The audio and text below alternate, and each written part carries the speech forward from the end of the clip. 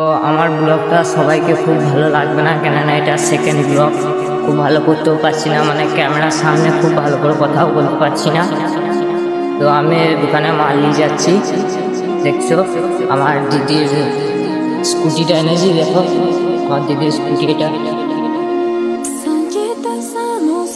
Hello guys, কি বলবো সেটা কিছু খুঁজে পাচ্ছি না গাইস, প্লিজ একটু সাপোর্ট করবে।